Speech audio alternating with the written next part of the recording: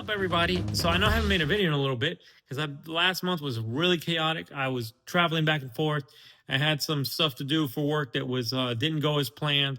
So it was an extremely busy month, and I didn't have time to record more content. So today we're gonna get back on the horse. We're gonna do DIY stuff, but it's some basic maintenance stuff. The Porsche needs new brakes. Littered across my garage, I have multiple boxes here from FCP Euro. Heavy. What would be heavy from FCP Euro? That would be brake rotors. So I have brake rotors. I have the entire brake kit with all the hardware in there. That does not belong to Porsche. That's a spare drive axle for the Passat that I've never installed. In here, I also have Hawk's ceramic pads that are made for steel brakes. These pads dramatically reduce your dust, and they're perfect for the street. Not recommended for the track, just for the street. Over here on this side, we have more stuff. I forgot what was in here already, but here's the other Hawks pad. So they sent these in two different shipments. I don't know why, but some more ceramic pads. I guess one's for the front, one's for the rear. I have some wrenches that I bought from Scamazon. And I have another brake box down there, and this important one is the one that's the one DIY thing that most people don't do, but I'm gonna do. This is my Cardan shaft, or drive axle if you want to call it that. It connects your front differential to your rear transmission. I'm replacing that car because for a long time, cars on it. It's not getting worse. It's the same feeling, but it's sometimes when I'm in a dead stop, especially if I'm on a hill, if I'm on the hill with the nose of the car up, and you just barely do part throttle, you feel like the car almost grunts, almost like the front and rear are fighting each other. So I've already replaced the flex disc, and that, feel wise, it didn't change a lot. It shifted a little bit smoother and drove a little smoother, but I didn't have vibrations before, and I don't have vibrations now. So that really didn't do anything other than the old flex disc was pretty worn out and cracked. So the other component to this is the U joint that's on the front of it that connects to the spline. And I'll show you when I get it out of the box and I get it on the car. I went ahead and I bought the Porsche OEM part from Porsche to reinstall. The other thing that I bought that's in this box that I didn't install the last time, and that was a big mistake because it tells you to, is this special. It's a special grease that goes on that front spline, and it's made specifically for heavy contact metal, blah, blah, blah. It says the description in the manual. The point of that grease is so that you don't have that metal on metal wear and binding when the transmission comes to a stop and a start, or it's accelerating and decelerating quickly. That's the point of it. I didn't install that the last time I reinstalled the Cardan shaft, and you're supposed to. So I know the new Cardan shaft will probably come with it, but I bought the grease just in case. It wasn't that much money. And so it tells you in the service manual to use 3 grams. I don't know how the hell I'm going to measure 3 grams, but I think the Cardan shaft should come with that. Also bought, with the Cardan shaft comes the new bellows, so that'll keep all the dust and grime out of there. So I think once I put all this together, it'll be a subtle improvement. I probably won't even notice that much, other than the car won't seem to grunt when coming from a dead stop. Otherwise, the car drives perfectly fine. I'm just doing this as a preventive measure, a very expensive preventive measure, but still cheaper than driving down the road and having your U-joints on the front of that snap or the axle just break. I'm not super motivated. We need to get the Audi out of the garage, get the Porsche in the garage. The Porsche is outside tonight because I drove it around yesterday, and when I came back, I just left it outside. I just didn't feel like bringing it in the garage. So we'll swap cars around, we'll get the quick jack set up, and we'll start working on all these things. The next day. On the way to the DIY garage, I'm going to use the DIY garage because I want to put the car up on the lift. And many of you have told me to not get under my car under the quick jacks. And though I feel it's completely safe, you're right. You're probably right. So for safety reasons, we're just going to go ahead and put this on a actual professional lift, get it up in the air so we can change the Cardan shaft that goes under the car. It'll be a lot easier. It'll be a lot faster that way. One other thing I want to do And in my previous videos, I've told you what the torque was for that transmission bolt and all that. So I'm gonna add a little disclaimer here. Transmission mount bolt, per the service manual, says 48 foot-pounds. But if you watch Pelican parts video, or if you watch any other video, they will tell you 63 foot-pounds. Now, 63 foot-pounds is a torque on the bell housing to the engine. The transmission mount in the service manual, the copy that I have, says 48 foot-pounds. I think that might be a mistake. I think it is supposed to be 63 foot-pounds, and maybe the clunkiness or whatever I hear when I go from reverse to drive and all that is because the transmission is moving, because I don't have the mount secure tight enough. So when we put it all back together, I'm going to torque that bolt to 63 foot-pounds, not the 48 that says the service manual. You decide what you're going to do, but that's what I'm going to do, and see if that helps improve things. 2 hours later. So I got to apologize to you guys. I did not film the removal and install of the Cardan shaft. The reason I didn't was because the shop that I went to is no longer owned by my friend. It got sold to another person he knew, and that person is very friendly, but runs it much more like a business. So doubled the price, definitely rounds up, and I really didn't have a lot of time to waste filming. I'm sorry, not waste, but I didn't have time to film and do what I wanted to do within a shorter span. Just using it for 2 hours cost me $90, when in the past that would have been like a $45 thing. So it's fine. I totally get it, and I support their business, but that means I'm not going to have time to sit there and record a video that takes twice as long to do things, because I need to get things done. I will tell you, though, it was tricky in a couple aspects. So let's go over all the components. First of all, the transmission mount looked perfect, so no need to film it. If you guys want to see what the transmission mount looks like, look at my previous videos of messing with the transmission mount and the different inserts, and you'll see the transmission mount looks exactly the same. No cracks in it, no nothing. I think actually one thing that made it better was that I put silicone grease in there. It rejuvenated that the rubber compound, whatever is in there, and so that improved it dramatically, or improved the condition of it, because it was not dried out whatsoever. The Guibo, the flex disc that I had replaced in the past, looked perfectly fine. Still looked new. There was nothing wrong with that. And actually, I can show you that, because I have the other shaft. I didn't throw it away. And then the shaft itself looked fine. The spline looked good. When I pulled it all the way out, I didn't think anything of it, because it came out just like it did the first time, and it leaves the little rubber bellows on there. I'm going to show you all this on the shaft that I came out, because the new shaft comes with a new rubber bellows that you put on there. It does not come pre-greased on the spline in it. It comes with grease only on the end where the flex disc is at.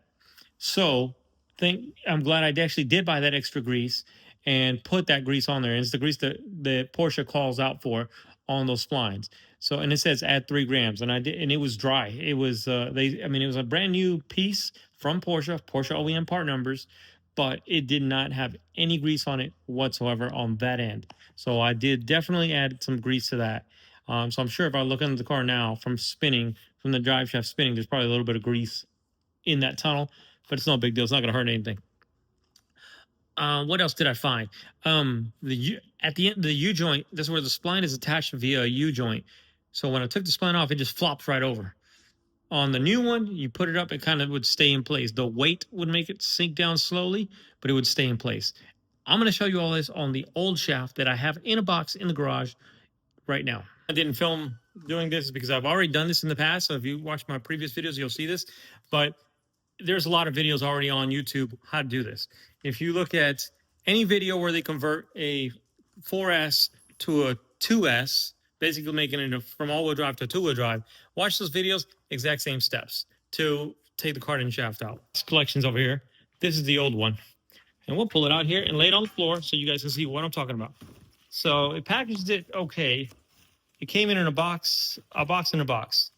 And you can see this is Porsche genuine parts. This is what's installed in the car. And I compared them, part number and the way they look.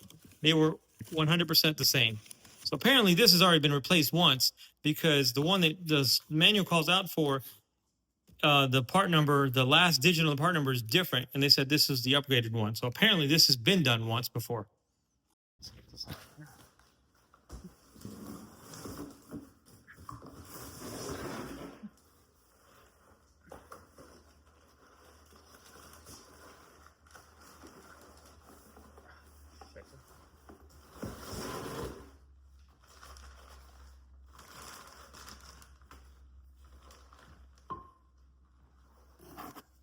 Right? So this is what it looks like when it comes out of the box. This is the brand new one, looks exactly like this, 100% identical.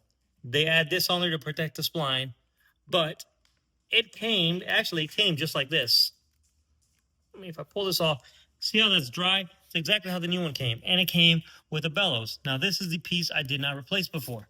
It tells you in the service manual, replace this every time, put grease here. This is dry, nothing on it. This is how I put it on my car the last time. That might have been a problem. Here's the flex disc that I replaced the last time. And you can see the paint marks where nothing moved. Everything stayed exactly where it was when I torqued it. So the torque setting that I used was good. This is the cap that I borrowed from the new one. I put it on this one. That was the only thing that did have grease inside it. The rest of this was completely dry. Now this is where I think the problem is on this one. Because the other one, I would move this and it would stay in place. So if you just put it like that, gravity just falls right over. The new one you'd set it at a position like that and it would go slower. This just falls right over, which just means that these U-joints right here are probably a little worn down. There's no grease fittings on there. You could probably force grease in there, but these are pressed in. So there's no way I don't think you can get grease into these to get them to be like new again. So, I mean, there's no force, no resistance whatsoever. And that's not good. To move, I mean, that's the point of it, but it's supposed to move smoothly and with a little tiny bit of resistance. This just, you can hear it, just no resistance. Just flops right over. Now, this end of it is perfectly good because I replaced it. Nothing wrong with it. And the tube itself is perfectly fine. Part number on here is the exact same part number that went on the car. 9G1421020.01. I installed the exact same part on the car. So there's your part number if you want to replace it. Super easy job. Took about 2 hours. It took 2 hours was get the car up, take all the panels off from underneath, make sure you don't break anything. Support the transmission, loosen the transmission mount, take the bolt out of it, take the carrier, the main part down, the horseshoe over you can leave on. You take that off, and then you break these loose. So E17, I think, or E15. It's an E-Torx screw. You can break those loose. The problem is it's going to want to turn. So either you have someone help you, or you put them, the way I got it was, if you leave it in park and leave both of these so it's sitting like that when you're looking up at it, you can go with a swivel extension, you can go over and get all three to break loose. And you can torque them that way too. But when I went to torque it, I tightened them, and then I had to mount, let's see, I tightened them and I had the car in neutral so I could spin the wheels. And then I tightened all the hardware that holds the transmission so the transmission wouldn't slack or bend or flex down or anything. Got the support out of the way, lowered the car, put the car back in park, raised the car back up, went back and double checked my torques were right and that nothing moved. And everything torqued exactly the same. Nothing moved the second time around, so that means I did torque right the first time, but I just wanted that peace of mind. So all that stuff took me a little extra time. And then I just took my time. So this is the grease it calls out for in the service manual. This had a Porsche logo on it, but I ripped it off when I ripped off the bag. Castrol Tribal, can't read it backwards. Tribal GR 400-3 PD, long-term grease with microflux trans. Basically, this long-term grease is meant specifically for applications like your transmission, where it's metal on metal contact, where it's going to have hot and cold temperatures, lots of thermal load, lots of change in atmosphere, so it doesn't break down. It is pretty.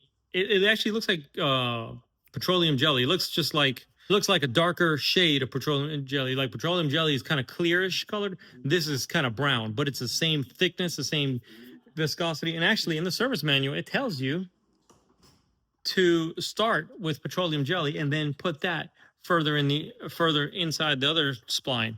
So you could probably use petroleum jelly. I think the difference is like this is meant more for environmental or for the environment the car is in and will last longer, where the petroleum jelly is just going to break down outside. It's going to dry up. Have some lunch, and I think we'll crack on with the brakes. Oh, yeah. It's one of those kind of days. Right, Tino? The rear brakes actually look pretty decent. They're not too bad. They're starting to groove a little. But if I go to the front brakes have got a nice lip on them. They're really starting to look like a vinyl record. So it's about time to change it. The pads have plenty of thickness on it. I could let this go, but you can see how the discoloration is in there, and I might as well do it. All right, so before we start, let's make sure we have all the parts we need first. That is the most important. Never start a job without verifying you have all the parts. We are not going to use the quick jack. I could use the quick jacks so I can get all four wheels off at the same time, but I'm only changing one brake at a time, so I'm not going to use the quick jacks. I'm going to use the floor jack. I know some of you say, don't do that. Put a strut tower under it. Maybe we will. I don't know. Let me think about it. So, before we pull the wheel off and start working on this thing, let's look at what we have in parts. Doing all this extra work, is because the car is going to leave Portland. We're going to drive to Boise, and once we go to Boise, the car is never coming back to Portland other than a road trip. It will live in Boise, Idaho for the foreseeable future until we buy a house, or if that doesn't work, whatever the plan is. The car is going to go to Boise. It's going to stay in Boise. So this is the last time I have a chance to have a garage like this where I can do work myself in my own garage. So I want to get everything done as much as possible. This is part of the reason why we changed the Cardan shaft yesterday. So today we'll do the brakes. Most of this is preventive stuff. There's nothing wrong with the car. The brakes are not at their limit of life. They still have life, but I want to do this now because I'd rather do it here in my garage comfortably with all my tools here versus trying to figure this out in a parking lot, or worse, paying the dealership hundreds and thousands of dollars to do something that you can do yourself very affordable. So that's why we're doing this. Next important step, look at your boxes and mark them. What am I talking about? I'll show you. Verified we have all the stuff here, and I'll show you all the stuff. But the main reason I say that is when you look at your brake rotors, so you open up your box of brake rotors, and they'll look like that, and then you'll look at the other one, and it looks exactly the same. Very, very, very important. These rotors are directional. Do not install these backwards. Your brakes will overheat. Some people do that on these cars. They do it on Corvettes also. Never install these backwards. So you see they're marked right, but I went a step further and I looked up the part number and I wrote where it goes. So this is a right rear. This is a front rear. Front rear. Oh my God. Front right. Front right.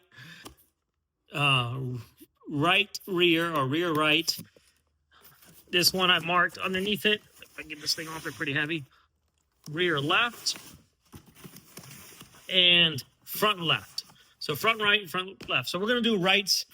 The left I'll do off camera. The right I'll do on camera with you guys. So here's my front one and here's my rear one.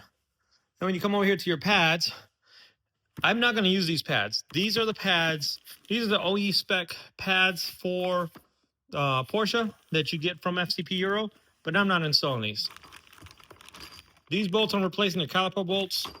Porsche says you have to replace them every time. I've reused them before. Nothing happens when you reuse them. They don't lose torque. They're fine, but I'm going to replace them. They don't cost that much. Sensors are self-explanatory. The only other part I did mark was this. So for the front, your shim bolt is black, and for your rears, here's rear. I wrote rear on here. The shim bolt is polished, and I think they're slightly different diameter as well. So everything else is self-explanatory. This, The front pad, the front shims are a solid one, where the rear ones are in here somewhere. The rear ones are these little individual ones. That's what's in here. These pads were not going to be used because I have another set of pads over here somewhere in this pile. Hawk pads. Where are my Hawk pads? They're there. I see them.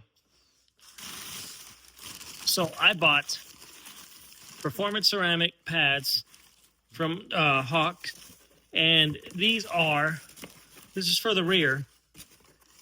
These are low dust OE grade extended pad rotor life, blah blah blah blah. Basically, these, does it say the part number on here? I remember I actually went to Hawk's website. There's the part number. So for the rears, this is the part number for the rear.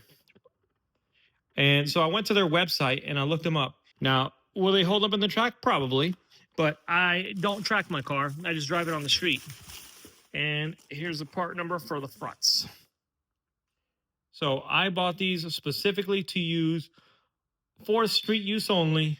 And the main reason I bought them is they give you the same braking performance as OE without all the brake dust. You can take these on the track. They'll work for a few laps, and then you might start getting some brake fade, or they might overheat. I don't know. I've never done them on track. I have never, ever, ever had an issue with the brakes, brake fade, or anything driving on the street, driving aggressively on the street. They have always been 100%. They work great. Even now, with worn down rotors, they still work really well. So I recommend them for street use. I don't know about track use because I don't track my car. I've never used them on the track. I think Hawk says, if you go to their web page and look up that pad, it will tell you the specifics of what it can do. I don't want to speak for them, but I love it because it's very low dust. It's literally half the brake dust, especially on the front. It's half the brake dust as your OE pad. I'm sure this OE pad is going to brake phenomenally, and it's rated for track use. But it's also going to make my nice silver wheels here turn black like that. They will be black after 2 back and forth. Like if I go to Target and come back, by the time I come back, I'll have black brake dust all over my damn wheels. And that's annoying. And this is the cheaper option versus buying $20,000 brake upgrade to get ceramic brakes. So that's what I'm doing. So now that I've verified I have all the parts, let's get to work.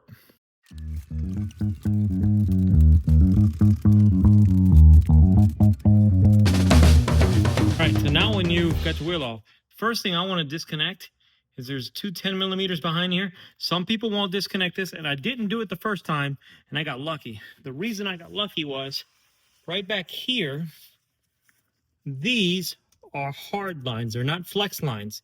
So they go from the back of the caliper all the way around the strut here to this line here. This is your flex line. So if you disconnect the 10 bolts on this bracket, this flex line will move with this. And then when you move your caliper, all of that to here will move together. If you don't, these hard lines do have a little swivel in the bottom, but you have the risk of breaking them and making them bleed. And you don't want to do that, especially on an older car like this. So first thing I'm gonna do,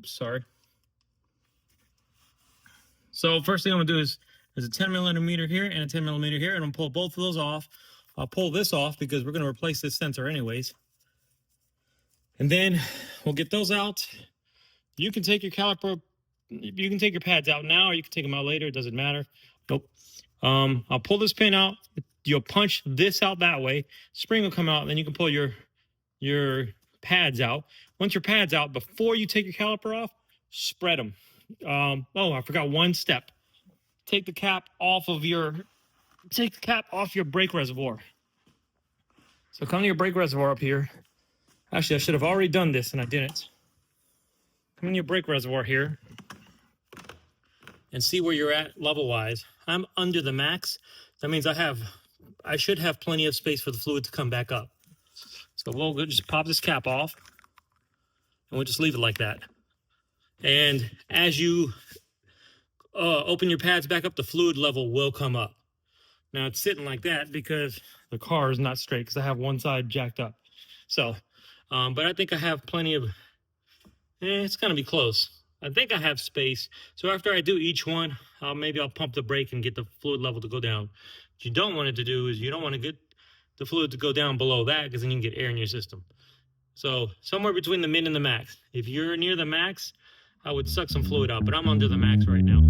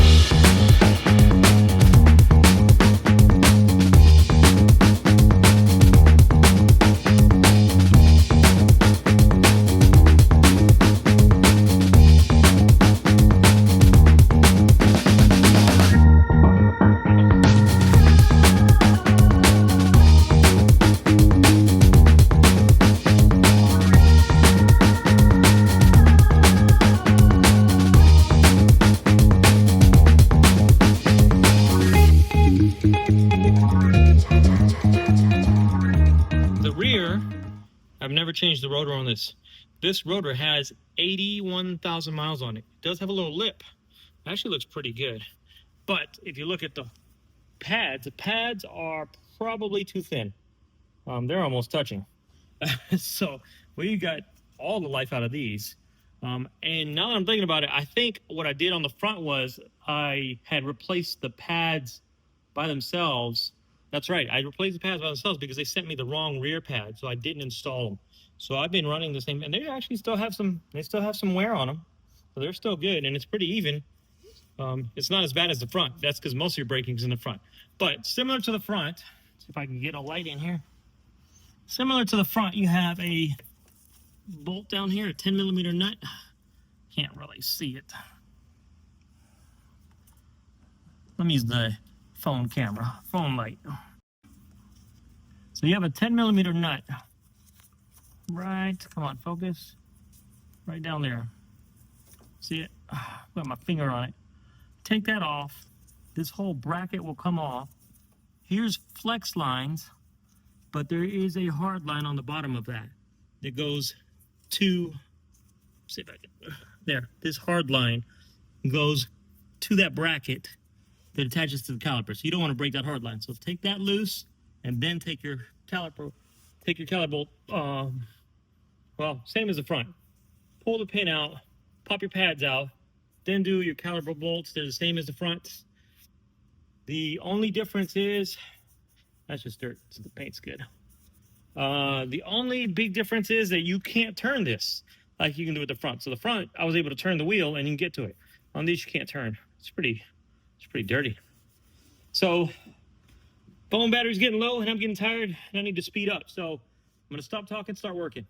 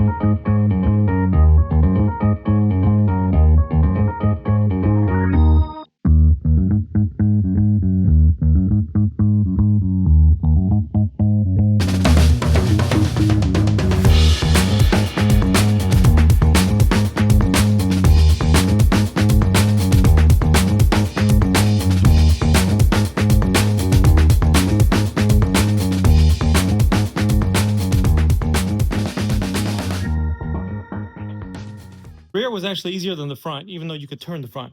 The hardest part of the rear was that 10mm bolt lining it up at the end. It didn't want to quite line up, so it was a bit of a challenge to do that. But they're both on. Now I'm gonna do the other side off camera. And I have one more special thing in this box that just arrived. That box that says Renline. There's something that I don't normally do to my cars. I'm not a super fan of it, but I like this. And I want to see how it looks. Hopefully it's not a wasted money. I think you guys will like it, but we'll do that last after we're all done with this. This is what I look like after doing the brakes. Yeah, but if you look at the car, all the brakes are done. It wasn't actually that hard. It's pretty simple. I did have to reuse the vibration dampeners in the front. I didn't want to, but they're stuck in there. So at some future point, I'll change out the calipers. And new brakes all the way around. The fronts were pretty good, but the rears were gone. The rear brakes were really worn down.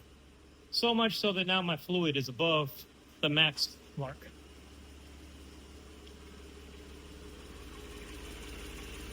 So that's what I gotta go clean. So I've got to get the Porsche out of the garage so I can clean the floor. I've already put the tools away. To be perfectly honest, I didn't clean 2 of them. And then I can shower myself because I was supposed to be somewhere 30 minutes ago for a business function, which I'm late. 3 hours later. Can you move it along? I'm all out of time cards. I just got back from a work event, and I took the opportunity to drive the car right after I changed the brakes, which made me late, but that's fine. One of the brakes on the right side was dragging a little bit at the beginning. I wasn't too concerned with it because the rear brakes especially were really worn down. The pads were beyond halfway. So they were actually close to the limit. So I think the draggy brake was probably the rear. Because the rear pistons have been closed so much more on the disc, I think that was probably the issue. The front brake pads were only half worn. So, and they really didn't move much when I opened them. I didn't have to expand them a lot to get the new pads in. So I don't think it was the front. It was more than likely the rear one. But no noise now because I drove the back roads on the way back to my house intentionally, driving hard corners, braking like I'm supposed to bet them in, and no noise whatsoever. And there was some brake dust, but this is why I wanted these brakes versus OEM brakes. OEM brakes have more performance, without a doubt. But let me show you what these brakes look like after hard driving, really hard driving for over an hour. Front. Oh, by the way, I changed the cap because when I came back, that one was missing. I guess it flew off somewhere at some point. I didn't see it, I didn't hear it, but it was gone. So I went back to my OEM caps because I'd rather have that than 3 BBS caps. So this is the brake dust now. You can see there's a good amount of brake dust on there. But compared to what OEM would have looked like, OEM, this wheel would be black. And you can see this, they look nice and smooth. The left and right logos are now worn off already. I wore those off pretty fast.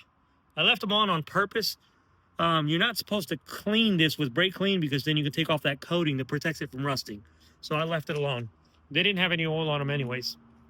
Here's the right rear. And you can see there's a little smegma right there. That was me.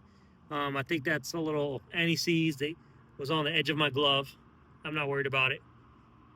But as far as brake dust goes, there's a little accumulation. But overall, the wheel's pretty clean. The driver's side, the rear, this I don't like. There's already a line. So this one didn't make any noise. I didn't hear these dragging at all. I intentionally stuck my head out the window and listened to where the dragging was. But it did start creating a line there already on that rotor. So that pad just didn't set up there right, or maybe there's something in between the pad. I'll take it off. I'll take it off later tomorrow, and we'll inspect it. That's just I am surprised that it did do that, but I'm not too concerned with it. And then the front one, very smooth bed in, no lines, brake dust. So there's a decent amount of brake dust on here, but nothing crazy. See that? Overall, the wheel is clean. This with the OEM brake pads, I guarantee your wheels will be black when you do it with brand new rotors and brand new pads. Even after you break in your rotors and pads, the OEM brake pads have so much freaking dust. Before I go, last thing I want to show you is what's in this box behind me. It says Redline. Let me give you a little teaser. I'm not going to show you today. Maybe show you tomorrow. This big box is really light. Look how light it is. What kind of parts are extremely light? Hint. Funny thing is, I didn't order it from Pelican Parts. I ordered it from Redline, and then I guess Redline got it from Pelican Parts. That's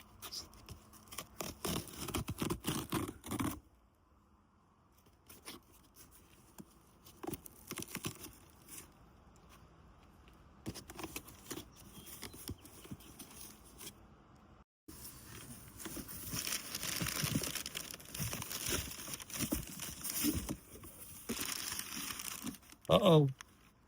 It's bubble wrapped. Bubble wrapped. So I can't show you what it is. You're going to have to watch on the next video and see what that is. Also, on the next video, you're going to see another thing that we're going to put on the car. This is not a DIY. So this box here, plus the second thing I'm going to install are upgrades. And you're going to have to wait and catch that on the next video.